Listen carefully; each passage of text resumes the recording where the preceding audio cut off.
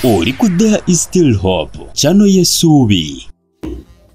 Kale tubagala nnyo na James Zero okutulaba eno There Is Still Hope. Abali ku Tish TV. Mwebale kubanga ate amutugoberera Mukama tukwebaza olwaleero tukuwa ekitiibwa n'amatendo. Mweyo mutukuvu afuge okuyita mu Kristo Yesu omwana wa Katonda omulamu.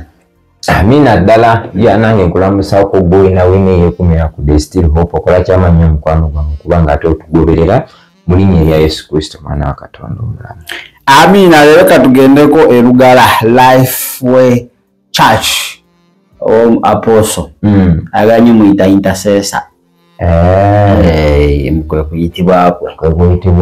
James Kawalia intercessor James Kawalia katambula nnyo ku social media okwo nga agamba nti mangu ddala just kayo mukabanga katono wala omusumba gwe bagenda okuba Jake bamutwale mu kkomera abitebi bamusibe bamulanga bwa kusaddaaka child sacrifice wabulisa maanyi busiyazi ebintu ebirala bingi lwakuba yamwogedde erinnya tasobola mwogera niwaliwo zisekanolya ezirengerere zaalabye dda kakati katusoke tutwaleko erugala eyo ewa intercessor James Kawalia tayogera n'oyo kiba kizibu naye olaba ennaku zino avuddeyo oyo omuntu gwe mbadde mmanyi bamwogeddeko nnyo ng'ali kye natandisa okuvaayo n'ekyeka Mukama yamugambye there is time for speaking there is time for silence Mukama yamugambye kakati yogera waliwo gwe bagenda okuba Jeke abali baawo mulitubulya tuba tugenze obaani oyo bakumibwa majje barracks number military naye lwe bali babamutwala military tesobola muyamba ate mukuuma enyini egy'omwetwalira ate sebo atusuubiza okusala kwa player oyo tekunaggwa kwa nnaku asatu ajja kuba ali munda tekatulinde ekyo kyo sikikkiriza atulinde manyi ebigambo bya nabbi bikakasa biwaze kugambye wanuse Kampala Uganda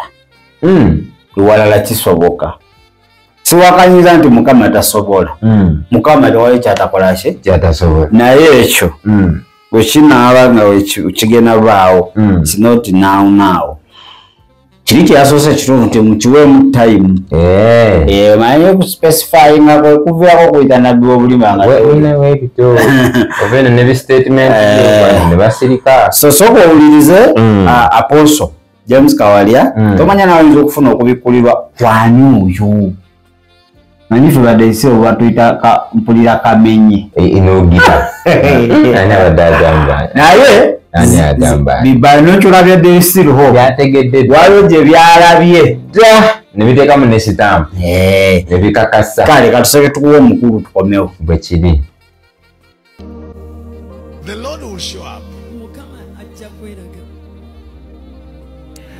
And most of your great ones, you will know they were sorcerers. One of these days, God will show up and overturn many of the shrines.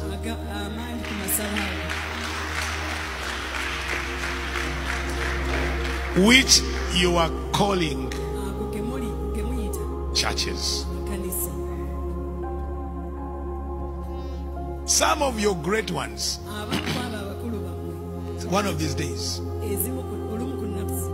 you will see them in the prison suit.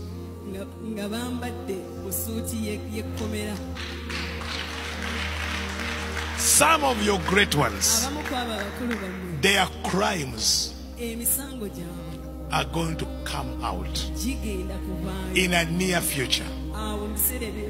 And you, with your eyes, you see them on chains, taken to court, and you hear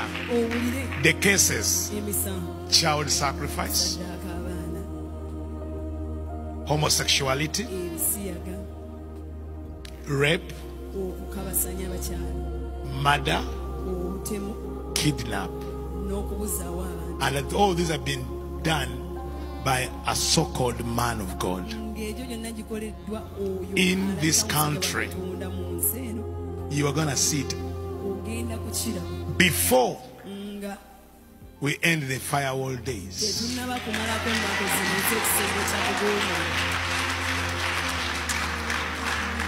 They have been sacrificing children, but they are gonna be caught with one who cannot be sacrificed. And all the files of kidnap, human sacrifice, homosexuality will come out. Then many of you will mourn because you thought this was a man of God. Many of you will say, "Me, I'm not going back to church again." Because we saw that glory there, we thought it was God. This was a shrine. Because some of them, even the military protecting them will not protect them. Because most of these sorcerers are protected by military and police. In this nation,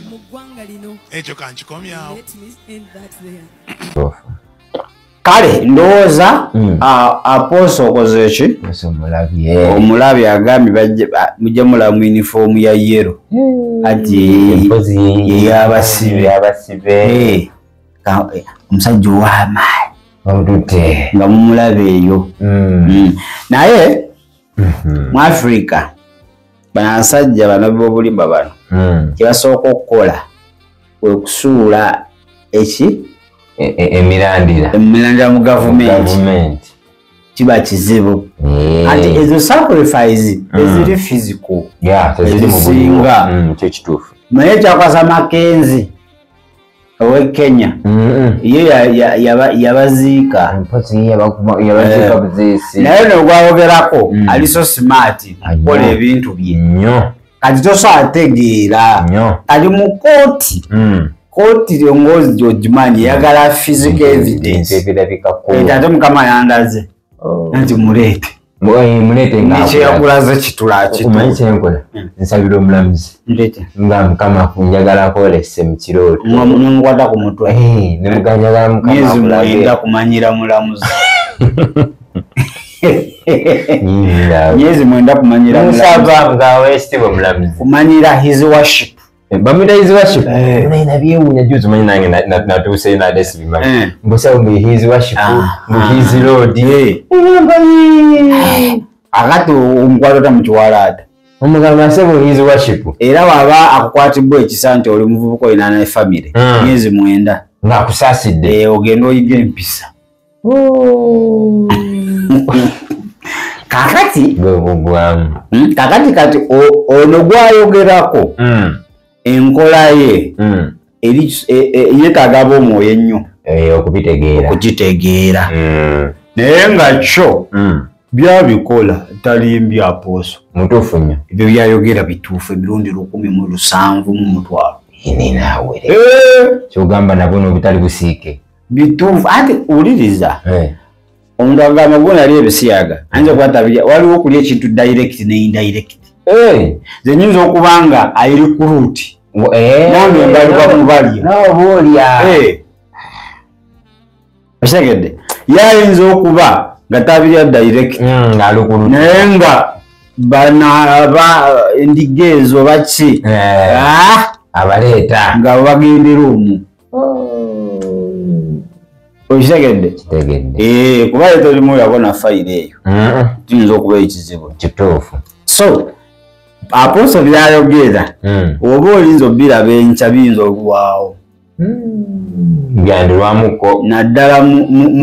kusemazinga ki Africa era Africa okulanga basibye abantu abanenenene nga gavumenti emaze kyuka obakwata ababedde aye anti azeeka batayagala kumanya abakolera abantu kituufu okola bampaane bandabewo oyo olekiramu n'ekifu nebyo bigiragira biti n'okikuba eruzira ng'otandika okitegedde anti omala kulwamu n'ababo ne babitandika boze nabo kale obutya baga obakwatako kigenge wekitandikira mpola naye singa ebadde ensi y'abazungu tobaleeterako ofisire oba bakusibirawo bali bo tebasaaga nina ndabeko n'omusomesa omu gwe bakutte Ssebuliro badde Zambia yagize kaana ka 16 yegaddanze kukaana obwana obwo nabwo oluusi obwana buseegu Ssebuliro omukazi yakuta omukazi yakuta akavubuka obwana obumu buseegu kankubuulire kamala okulya sente za tica aye kaagala okudduka tica nakakwasa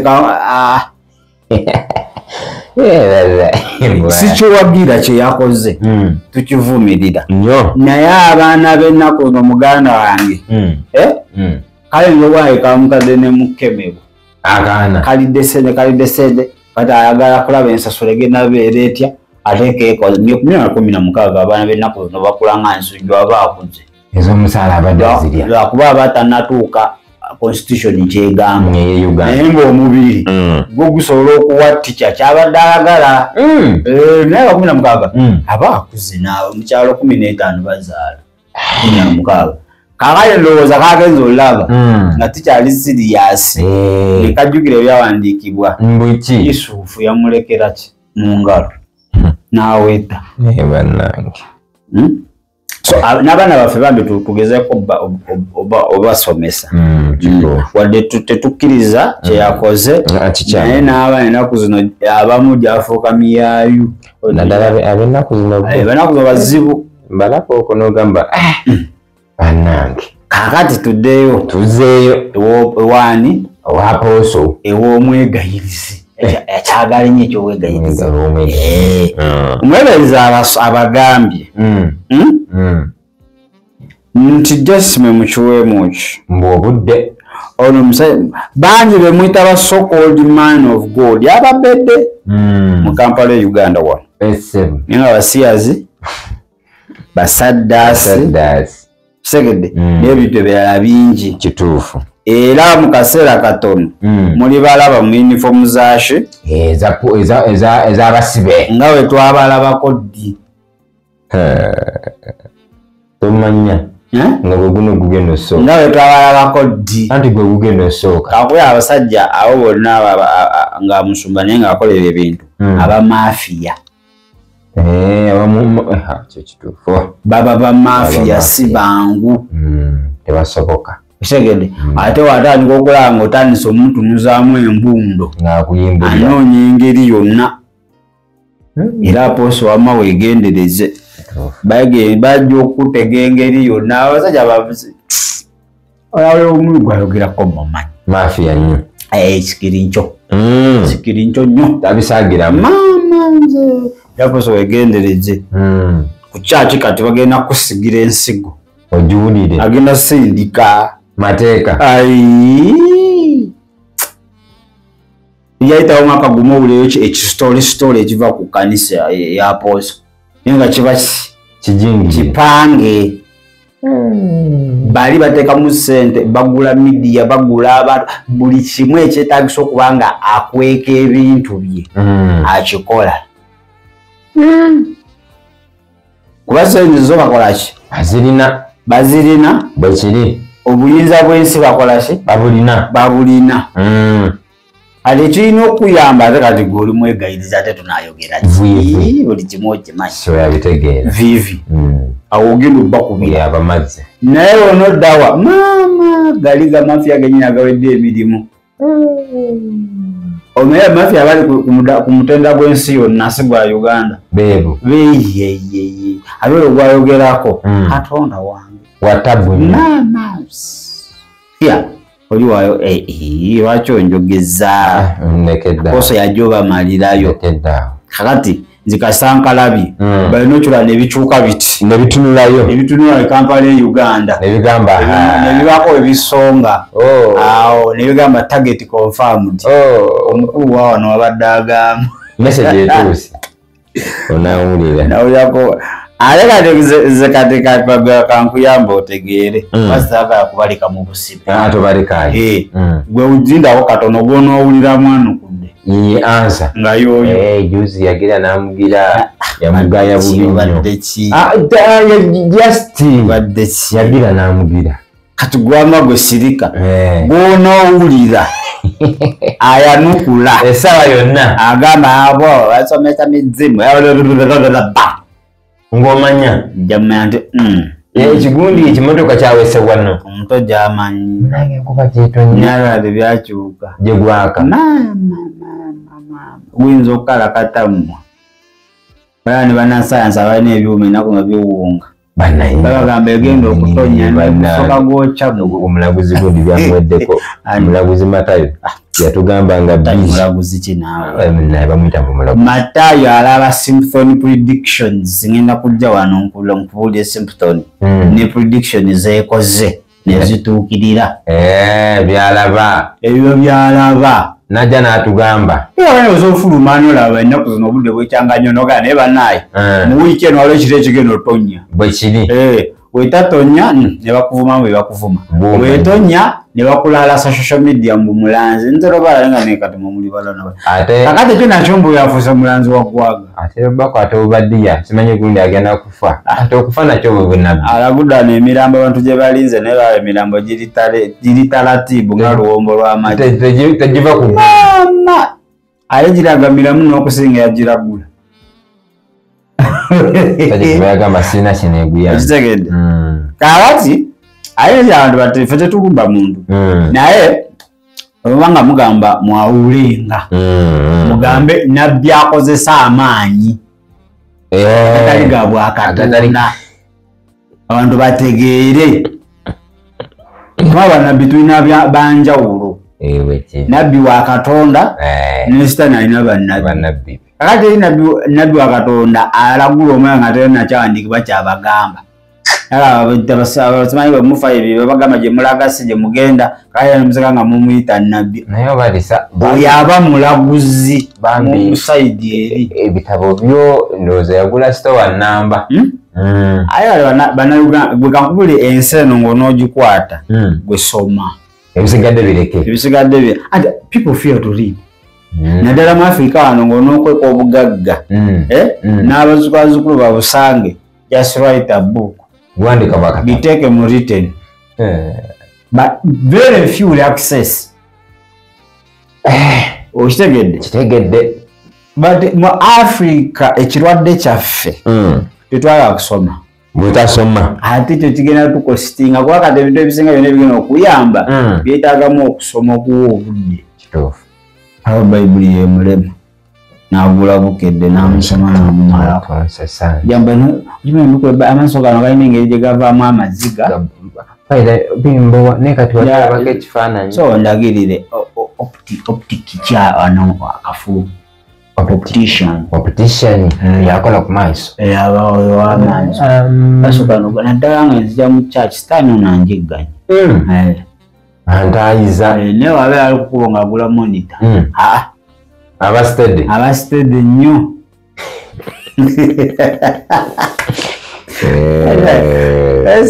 nebutusitaani oluusi atuula n'obugulu n'akasukeeri guno omulembe ngulina bannaayi eseragako bintu byanguye nga guno mulembe mukama gwe waalidda alisanga okukkiriza tewali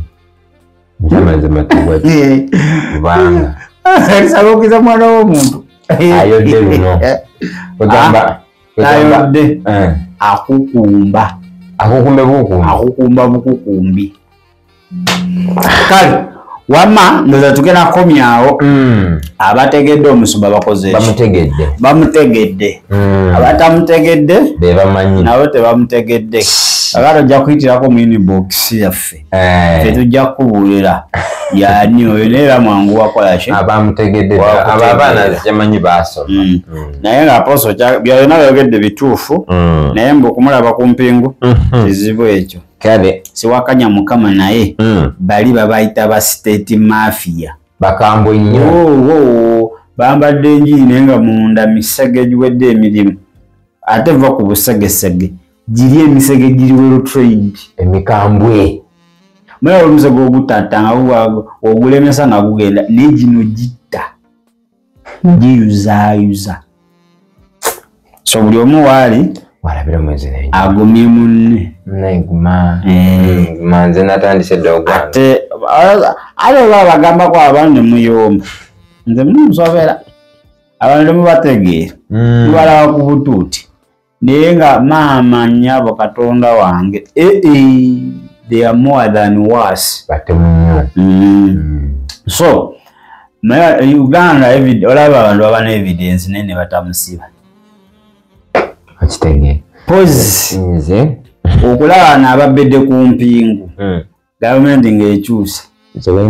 awojola naye gavumenti yaffe eyajajja abantu gye baagala ennyo ng'ekyaliko jajja wakisa nze bentire ensi ejja musajja amatutumidde Yesu agamba sonyiwa totazamu naye kabozi kakasate omukazi omu yangamba yali akola mu gundi mu poliisi waliwo omubedde yali mu gavumenti mwenyini naaza omusango gwa mada namanya omusango okuguwewula ne baguzza mu magwasi oba baguza mu capital case yerwa yebyensimbi basivo abasivo sivo bino nakuwadde sente zange gwe tebasiba nteesa buteesa sade neguda from mada to sivo wano bisoboka where money beats it goes it softens akati ebyo bireka mu kooti y'eggulu n'emiramula olunaku olusembayo